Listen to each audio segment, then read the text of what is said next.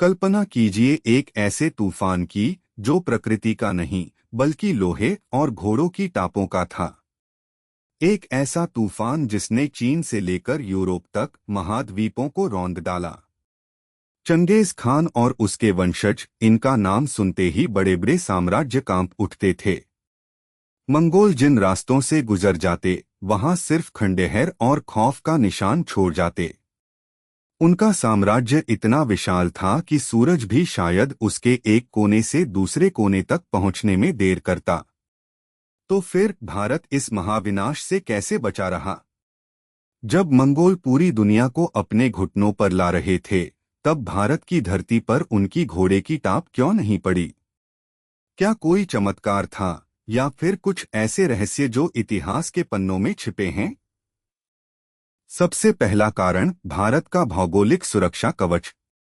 उत्तर में हिमालय की ऊंची अभेद्य दीवारें, पश्चिम में थार जैसे विशाल रेगिस्तान और बलूचिस्तान के कठिन पहाड़ी इलाके। मंगोल स्टेपी के खुले मैदानों के योद्धा थे। उनके लिए ऐसे कठिन इलाके में घुसना और अपनी तेजी बरकरार रखना लगभग नामुमकिन था। एक योद्धा जो मैदानी जंग का उस्ताद हो, वह पहाड़ी रास्तों और रेगिस्तान की गर्मी में कैसे लड़ेगा? दूसरा, भारत का मौसम। मंगोल ठंडे शुष्क जलवायु के आदी थे।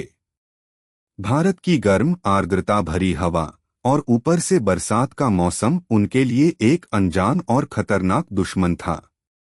उनके घोड़े, जो इन्हीं मौसम में पलते थे, भारत की गर्मी और नमी झेल नहीं पाते। बीमारियां, थकावट, ये सब उनकी सेना को अंदर से कमजोर कर देती।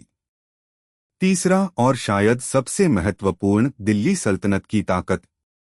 लोग सोचते हैं कि भारत तब कमजोर था, पर ऐसा नहीं था।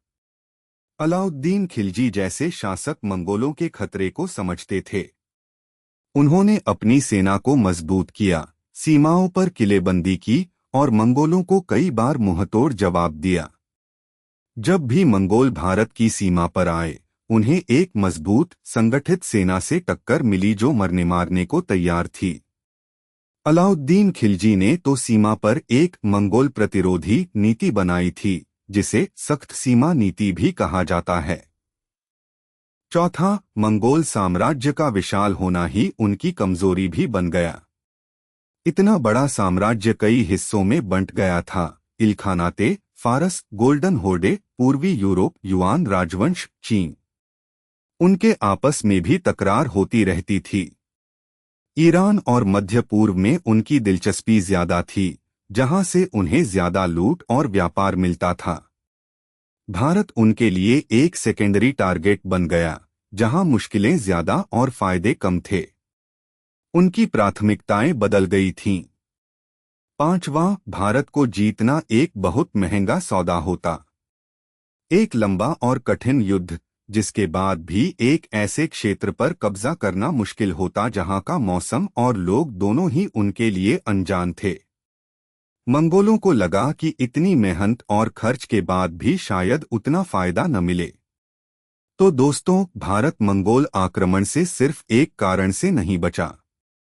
यह भौगोलिक परिस्थितियों, जलवायु, दिल्ली सल्तनत की मजबूत रक्षा नीति और खुद मंगोल साम्राज्य की अंदरूनी उलझनों का एक अनोखा संगम था। यह कोई चमत्कार नहीं, बल्कि प्रज्ञा, ताकत और प्रकृति की शक्तियों का एक अद्भुत मेल था जिसने भारत को उस समय की सबसे बड़ी तबाही से बचाया। भारत का इतिहास कितनी रोचक बातों से भरा पड़ा है ना?